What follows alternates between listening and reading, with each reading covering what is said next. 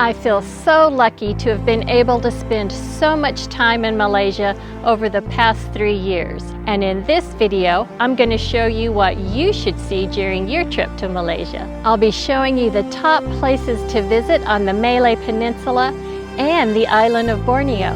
So stick around and see my absolute top places to visit in Malaysia in 2025.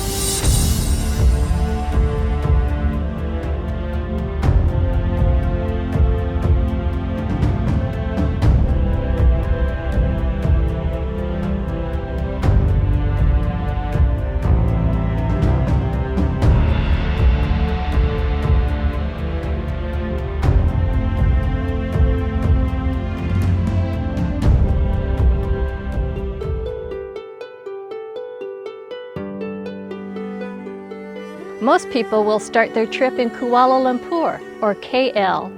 This fascinating and modern city is a great place to get a feel for the country. Give yourself several days to explore the city because there is a lot to see here. And we're starting out at one of the city's most famous spots. A place almost everyone comes to visit, and an iconic symbol in the Kuala Lumpur skyline is the Petronas Towers, the tallest twin towers in the world, coming in at 1,483 feet.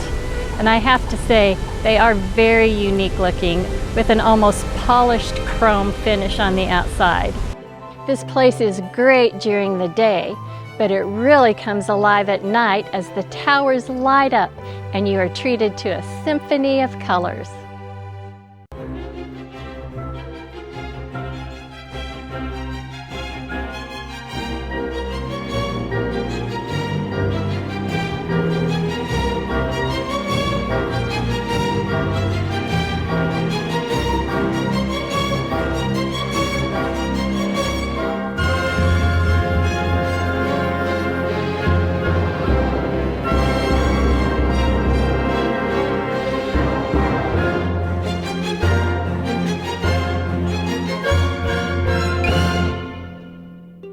Located right next to the Petronas Towers is the KLCC Park, or the Kuala Lumpur City Center Park. This 50-acre urban sanctuary provides not only a lush tropical landscape in the middle of the city, it's also complete with walking and jogging paths, 2 playgrounds, a wading pool, and beautiful sculptures.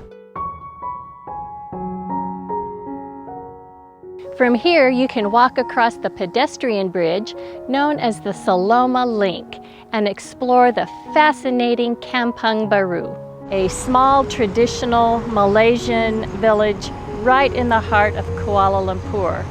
This neighborhood was established in 1899 to maintain the traditional Malay way of life, and the neighborhood is populated with the traditional stilted wooden houses. This 2.5 square mile area is some of the most expensive real estate in Kuala Lumpur. There are tentative plans to develop the area, but there is also strong opposition from those who want to see it remain as it is today. This building, set on Merdeka Square, was where the Malaysian flag was first raised after Malaysia gained its independence. Was previously the British administrative offices here in Kuala Lumpur until Malaysia gained its independence. It has since been renamed the Sultan Abdul Samad Building.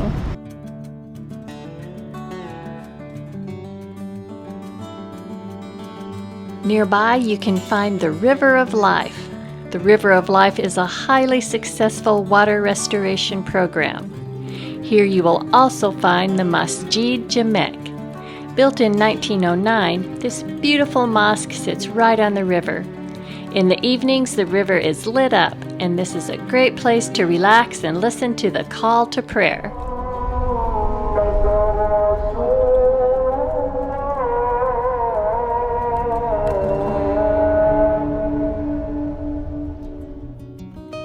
From KL, I took a trip south to visit the historic trade center of Malacca. Malacca was built and came to fame because of its position on the historic spice route. Malacca, occupies a strategic location on the straits between the Malay Peninsula and the island of Sumatra. The straits were the quickest route between India and China and the safest in terms of avoiding pirates, and Malacca was known as one of the most important ports in the world. The Malacca River Walk is a path that runs on both sides of the Malacca River and through the historic center of Malacca City. It's very popular here in the early evening as the walk takes you past many bars, restaurants, and boutique shops. You can also access Little India, Chinatown, and the famous Jonker Street night market from here. Jonker Street is the main street of Chinatown here in Malacca. During the day, you can see the beautiful and historic buildings, some dating back to the 17th century. Now they line the streets selling antiques, clothing, souvenirs, and food. On weekends, this is home to the Jonker Street Night Market. This was one of my favorite night markets in all of Malaysia, with a really wide variety of foods at very reasonable prices.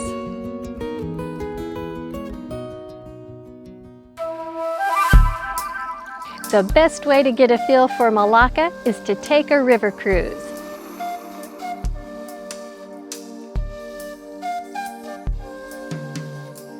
This 45-minute cruise takes you up the river past many of Malacca's historic sites, and then you find yourself surrounded by stunning high-rises. The geographic location of Malaysia on the historic shipping routes has made it a meeting place of cultures and religions for over 1,000 years. But nothing has had a bigger influence on the Malay Peninsula than Islam, which was brought here in the 10th century by traders from India and Arabia. Behind me here is the Malacca Straits Mosque, one of the must-sees here in Malacca. Built in 2006 on a man-made island, it combines Middle Eastern and Malay architecture, and the result is this beautiful mosque that looks like it's floating on the water when the tide is high. If you are ready to escape the urban areas, then it's probably time to head north to the stunning island of Langkawi. I took a short 50-minute flight from Kuala Lumpur and quickly settled into island life. Without a doubt, the #1 reason people come to the island of Langkawi is for its beautiful beaches. This morning I'm on Cenang Beach. It is easily the most popular and the longest beach on the island. As beautiful as this beach is, it can get a little hectic with all the jet skis, banana boats, and parasailing, but luckily there is a more peaceful beach only a 10-minute walk away. So if you're staying in the Cenang Beach area, it's definitely worth a walk. You can walk all the way down the beach as far as you want to go. I love looking for things on the beach. I love seashells, but here's something I've never found on the beach before. A monkey skull. Too cool. So now we are here at Sandy Skulls Beach, which is another popular, but it's more secluded and kind of off the beaten track beach. As you can see, it's hardly anybody here today. There's several legends why it's called Sandy Skulls Beach, but the most authentic one is that one of the islands out here used to be a prison island, and many prisoners tried to escape, and their attempt to swim to Langkawi ended up with them either being eaten by a shark or drowning, and so I guess many bodies and many skulls washed up on these shores over the years. Langkawi is a small island, but it's not so small that you can just walk around it. You need some form of transportation. You can rent a scooter for $6 or $7 a day. I rented this small car for $18 a day. The fuel here on the island is very inexpensive, and the roads are in great condition, and you can drive past some beautiful jungle forest and by some amazing beaches like this one right here behind me.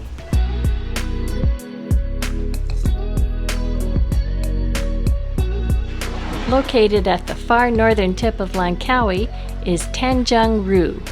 It has beautiful sand, shade trees, and looks out at several stunning rocky islands. This was easily my favorite beach area on the island.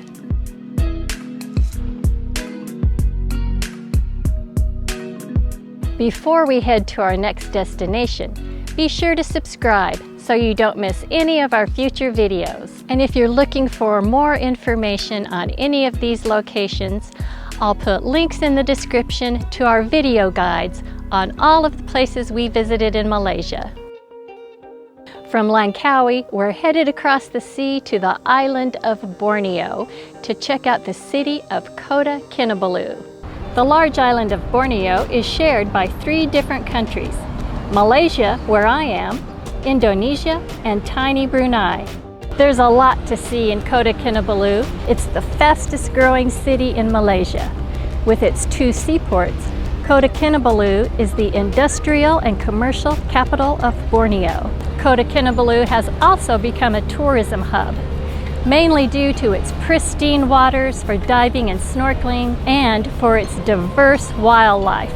Right now I'm at the dock on the river, and here in a few minutes we're going to be heading out in the ocean to a private island, Dinawan Island. And we're going to stop at a reef and do some snorkeling. Then we're going to go to the island and do some snorkeling there and have lunch. And it should be a really fun day. I'm super excited. There are plenty of island hopping trips you can do near Kota Kinabalu, but I'm glad I chose just this one island to spend the day on. So it only took us about 15 minutes to get out here to Dinawan Island. It is a little paradise out here. We're already finding some really cool shells. So this is a private island, which means they limit the number of visitors per day. I think the number's 20. This place is an absolute paradise. It has crystal clear waters and pristine beaches. It's been a long time since I've snorkeled. As soon as I entered the water, I was surrounded by fish of all colors and sizes. It was a blast.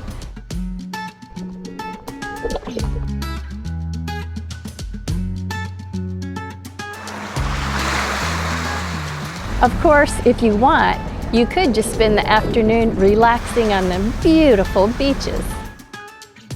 The day went by way too fast. And before I knew it, I was boarding the boat back to the mainland. After a long beach day, you can satisfy your appetite at one of KK's famous night markets. Located on the Esplanade near the Central Market, you can find the famous seafood waterfront night market. There's actually several of these seafood night markets, and I had a little trouble choosing which one I wanted to go to. So I probably went a little overboard. I got a white snapper, some of the biggest prawns I've ever seen in my life, some squid, and also ordered a side of steamed rice and sauteed morning glory and fresh coconut to drink. So they just brought the squid.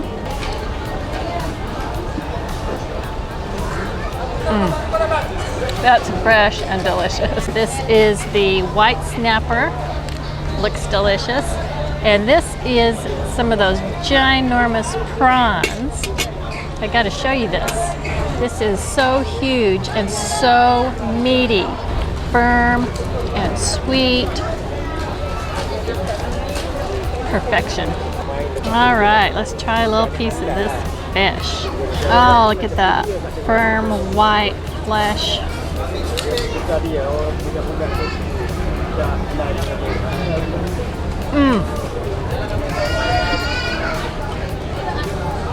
That's amazing. It really is. If you ever come to Malaysia, to the coast, or here to Kota Kinabalu, you have got to eat the seafood. Now, back to Kuala Lumpur.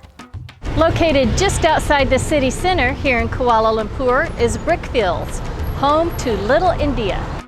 Brickfields got its name as this was once the location of a clay pit used in brick making. You will know when you arrive in Little India as you are met with beautiful street decorations and the smell of incense in the air. When in Brickfields, make sure you get a meal at one of its famous Indian restaurants. We are at the Senai Santosoru, and we are having one of their famous dishes. It's called rice on banana leaf, and we ordered ours with lamb.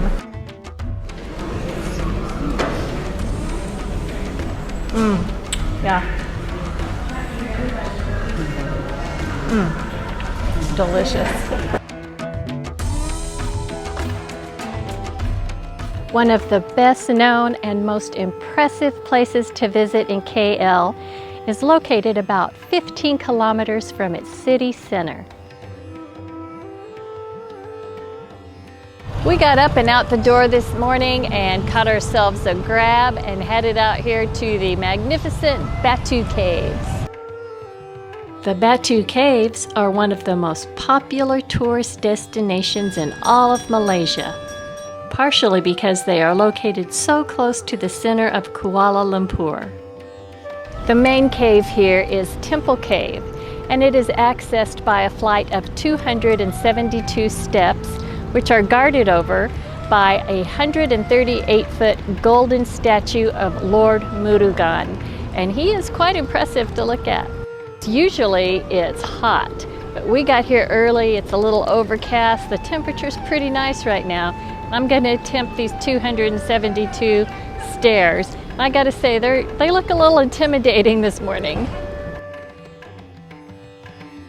So I'm about at the halfway mark on these stairs right now. And since it's not really hot out and there's not a throng of people here yet, I can stop and rest, and I am. Once you reach the top of the stairs, the temple cave opens up in front of you and is absolutely massive. So we just finished seeing the temple cave, and it was beautiful. The stairs up weren't so bad. The cave is magnificent, and so are the temples inside of it. And we got here early, and the monkeys weren't out yet, but now the tourists are rolling in and the monkeys have come out, so we have to watch our stuff now. I think that most people come here, they only go to the main cave, which is Temple Cave, but there are 4 caves here. At the far west side of the Batu complex, you will be greeted by the imposing 15-meter tall statue of Lord Hanuman.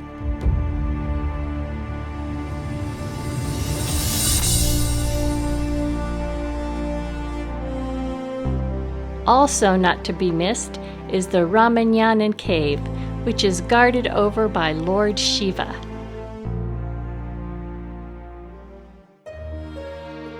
Heading north again to the island of Penang with its beautiful architecture.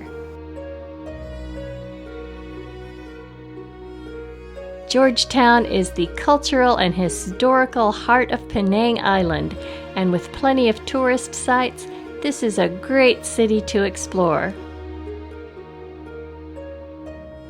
Today, the Penang metro area has the second largest population in Malaysia, at just over 2.4 million. Ethnic Chinese make up 53% of the population, which can be seen in the streets, markets, and found in its world-renowned cuisine. So I made my way over to one of the local markets, the Chow Rasta Market. There's a restaurant section, fresh meat and fresh produce section. Seems like they have everything here.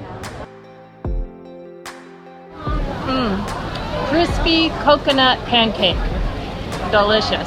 The way it works is you come in and sit down at a table, and a person will come over and take your drink order, because the drinks are separate from everything else. And then you walk around to each individual hawker and, just choose whatever looks good to you. And the coconut pancake was delicious, but I saw this noodle bowl and I have to try it.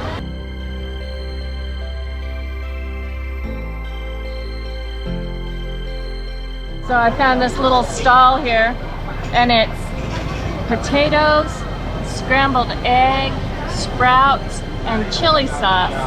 And it's delicious. It reminds me a little bit of Mexican food, actually. This is not potato. It might be some kind of little rice cake, or I'm not sure what it is, but it's delicious. So if you know what it is, please let us know in the comments.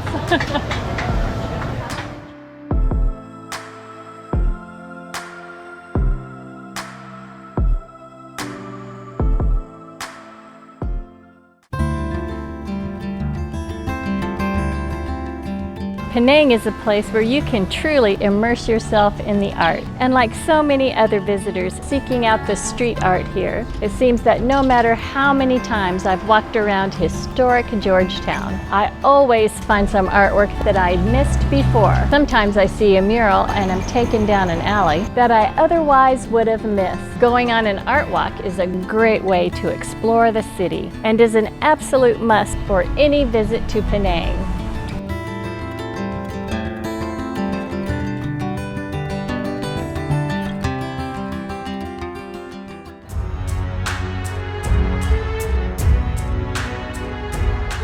Located here in Penang is the KLCC Temple, the largest Buddhist temple in Malaysia. It is also an important pilgrimage site for Buddhists from Hong Kong, the Philippines, Singapore, and other Southeast Asian countries. I'm really surprised at how big the temple grounds are, and they are beautifully and meticulously maintained with gorgeous plants, pathways, fountains, and sculptures. I just paid 2 ringgit, or about 40 cents, to come over to the 7-tiered pagoda. You can go up all 7 tiers and you get beautiful views of the grounds and the jungle and the city, and every level has beautiful statues of various forms of the Buddha. All right, I finally get to bang a gong.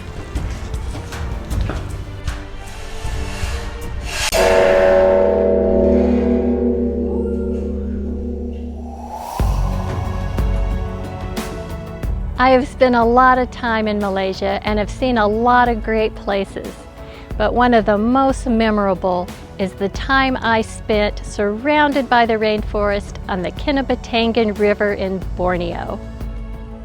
The main reason I came to this side of Borneo was to travel up the Kinabatangan River, explore the rainforest jungle, and with any luck, get to see some wild orangutans. The next part of my journey took me to the Sukau River Eco Lodge. The only way to reach the lodge is by the river, and the lodge is built around this long wooden boardwalk that winds its way around the forest. Morning cruises started bright and early at 6 a.m. There were also daily afternoon cruises that lasted from 4 p.m. till just after sunset. On my very first river cruise, it became apparent that I was going to get to see a lot of proboscis monkeys.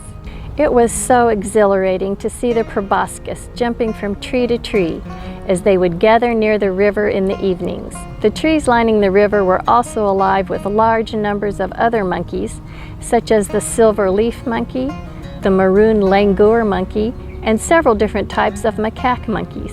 I had the middle of the days to myself. I chose to spend them walking on the boardwalk, going out into the rainforest behind the lodge. As I was enjoying the tiny world down by my feet, I heard a rustle in the trees and something was jumping. As I moved a little closer to get a better view, I saw a big branch bending down, and then there it was, a wild orangutan within 30 feet of me. There were actually 3 of them. 2 kept their distance, but the adolescent came really close. He was swinging from the branches, and then he was hanging upside down from the vines, and then he went down to the forest floor and started rolling around in the leaves. He was not at all concerned about my presence in the least bit. The word orangutan comes from 2 Malay words, orang meaning person, and utan meaning forest. So the word orangutan literally means person of the forest. I really do feel so privileged that I was able to come here and have this amazing experience on the Kinabatangan River here in Borneo. On my last day of the tour, we took a speedboat all the way down to the ocean, but we had one final stop, and that was at the Rainforest Discovery Center. Here, there is a very impressive, long and high canopy walk through the forest, including the very high Hornbill Tower, which you can climb up to get amazing views. Malaysia has lots of attractions for those looking for a bird's eye view, and my favorite was found on the island of Langkawi. The Langkawi Sky Cab is the longest monocable cable car system in the world, and we just got to the top up here, and it was about a 15-minute ride up, a 5,500-foot ascent, and we took a glass-bottom cable car. Absolutely breathtaking in more ways than one. It's a good thing I'm not afraid of heights, because this glass bottom is a little freaky even for me. So we are now at the very highest point of the Langkawi Sky Cab cable car system. There's a middle station you can get off and walk around, and then you get back on the cable car and come up to the third station, the top station, and the views of the jungle forest, the ocean, the archipelago. Actually, you can see all the way to Thailand. So we're walking out here on the Sky Bridge now, and it's only held up by this one tower right here and a few cables, and you can feel every step that everybody takes on it. It's a little bit freaky. There's also some glass bottom features on the way out, and the views are stunning, but it's making my legs tingle and making me a little queasy. Another spectacular attraction here on the island of Langkawi is the Maha Tower. And we saw a picture of it. We thought, oh, let's go by there and visit it. And I am blown away. It is beautiful. You get a beautiful view of the Andaman Sea and actually the jungle, the city. It's quite spectacular. You can go all the way around the tower. It was originally built as a communications tower. It's a little freaky. We're on the 33rd floor, and this is all glass, and yep, I'm looking straight down. I gotta hang on.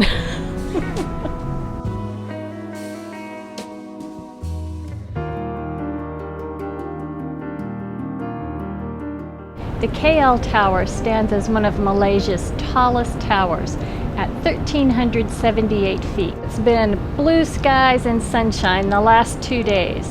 So we bought tickets to come up to the top of the KL Tower, and we get up this morning and it's socked in with clouds. Even with the clouds, the views were breathtaking, and the clouds wrapping around some of Kuala Lumpur's iconic buildings, such as the Petronas Towers and the Merdeka, were really impressive from up this high.